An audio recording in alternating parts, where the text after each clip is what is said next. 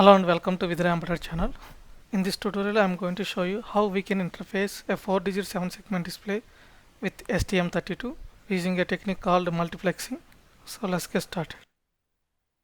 So this is the connection diagram how the 4-digit 7-segment display is connected to Nucleo board. As usual, the segments from A to F are connected to PA0, PA1, PA2, PA3, PA4, PA5 and PA6. So apart from these 7 segments, we used to have a 4 more pins, actually 5, including the decimal. So they are D1, D2, D3 and D4, and this is a decimal. So the decimal point will be used for the these decimal points on the 7 segment display, and the D1, D2, D3, D4 will be used to display a particular number onto the 7 segment display. For example, if I want to display a number on the first segment here, that is connected to D1, then we need to make this D1 from low to high in case of a common cathode display. Suppose if you are using a common anode display, so you need to make the D1 to D4 from high to low. And here you can see that the D1 is connected to PB14, and then D2 is connected to PB4, and D3 is connected to PB5, and then finally D4 is connected to PB3. So I'm not going to use any decimal point here. So this is how the connection diagram between the 4-digit 7-segment display to the Nucleus G071RB. So for the pinouts, you can go to the user manual of the specific board, and then you can check here. So I'm using the PB14, PB4, PB5 and PB3 for D1, D2, D3, D4, and the other segments starting from PA0 to PA6. Now let's go to the Cube IDE and create a project. And here we are going to create a project based on the 7 segment display, because we are going to use the some of the code from the 7 segment display. So create a project, an existing STM32 Cube MX configuration IOC file. Now here we need to select the existing IOC file, click on this, and then go to our workspace.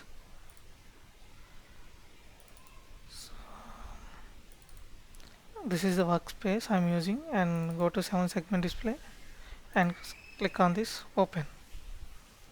Now rename it. So we are using 4-digit 7 segment display, and then click on next and click on finish to create the project.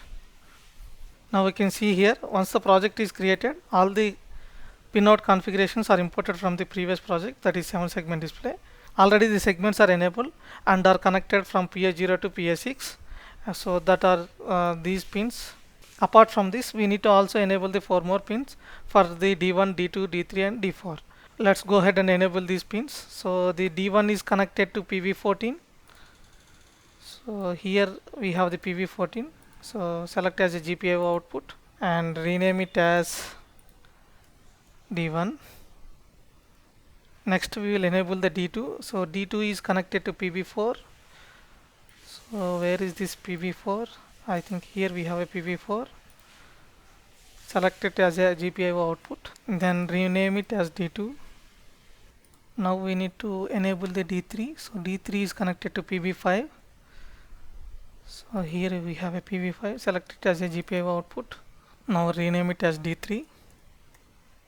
Now we need to enable the D4. So D4 is connected to PB3. Now go to Cube IDE. So PB3 is here, and select it as a GPIO output. Rename it as D4. So now we have configured the D1, D2, D3 and D4. Now let's go to the clock configuration, and as I said, we are using the internal clock oscillator, and then it is set to 64, and then go to project manager. Under code generator tab, make sure that copy only the necessary library files is selected, and then so that's all for the configuration. Let's go ahead and click this icon to generate the code. Now you can see that code is generated successfully. So go and expand the code and search and click on this main. So here what I am going to do is we are going to take a number, and that number will be displayed onto the 4-digit 7 segment display. So for that, go here and here declare a variable which is unsigned integer, called counter, initialized to 0, and then we are going to use some code from the previous project, that is from the 7 segment display. So expand the 7 segment display here and expand the core, expand the SRC and click on main here. Now here we are going to use the 7 segment number stored in the array, because this is also applicable for this tutorial. So copy this and go to the main here and copy paste it here, and we will also copy the 7 segment update function and copy paste it here. Save the code. Now go to the main. So go to the while loop. So here we are going to write the logic at temp1. So this temp1 will store the value of counter divided by 1000. I will tell you why I am doing this, because we are going to separate the numbers, individual numbers of the value which is in the counter. Okay, let's say for example, if you have a, let's say for example, counter is equals to 1 2 3 4. So we are going to separate these digits and we'll display the separated digits to the 7 segment display. So to separate the digits, so we are going to use the operator, the divided by operator here. From here we'll get the number 1, and then we'll declare the temp2, and here we'll take the same. Here now it is divided by 100, and this should be modulo divided by 10.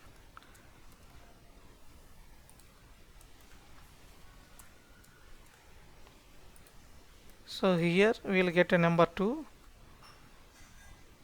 that is second digit. This is the first digit, and then we will also do the same for third digit. So rename it as temp3, and this is divided by 10 and modulo divided by 10 again. So this is the third digit, and then finally for fourth digit, that is we will declare, rename it as a temp4, and this should be modulo divided by 10. So here we will get the 4 based on this number. So basically we will get a fourth digit here.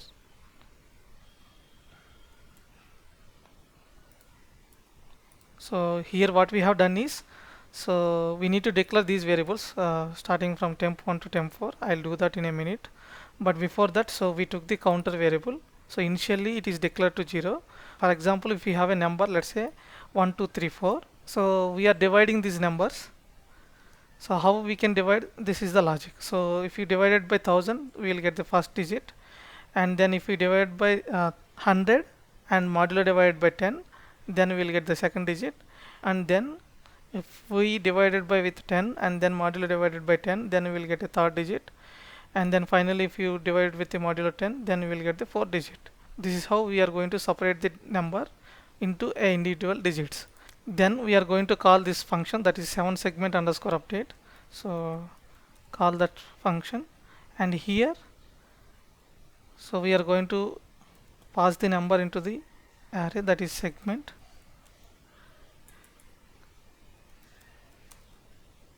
number, and here we are going to pass the first number. The first digit we would like to display here, and to display a first digit onto this segment, so we need to make the D1 from low to high, as I said here. For common cathode display, suppose if you are using a common anode display, you need to do it from high to low. To do that, I am going to define some macros here, and also I will declare some variables here, int8 underscore t. So first we will declare the temporary variables, that is temp1, temp2, comma temp3, comma temp4, and then here we are going to declare some macros, that is hash define. Let's say for example d1 underscore high. So here all underscore GPIO underscore write pin. So here we are going to write a pin, so that is D1.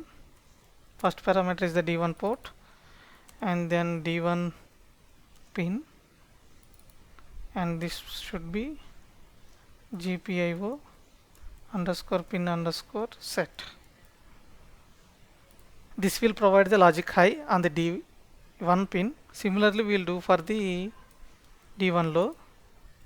So here D1 it is low, and then instead of set we will reset. Similarly, we will do it for the other digits, that is D2, D3 and D4.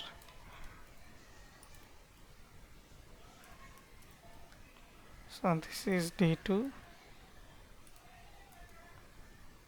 this is D3, this is D4. So here we have to declare it as a D2, D2 here, and this also D2, this is D3, this is D4, sorry, this is also a D3, this is D4. We can also put something like this function, and similarly we'll do it for other digits. So this is for digit 2, that is temp 2, and this is D2, and then similarly we'll do it for digit 3 and the digit 4. So this is temp 3 and this is temp 4, this is D3 and this is D4. Now the counter greater than or equals to 1000, then we'll make the counter to 0.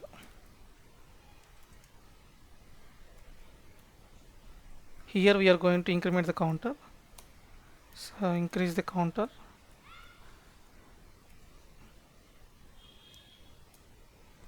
That's all for the code. So save the code. Now click on this project and click on this hammer button to build the code. Now you can see that code is compiled successfully without any errors and warnings. So click on this debug button. Click on the resume button to upload code onto the board. So once the code is uploaded onto the board, you will able to see a counter is running on the 7-segment display. So thanks for watching this video. If you like this video, please subscribe to my channel.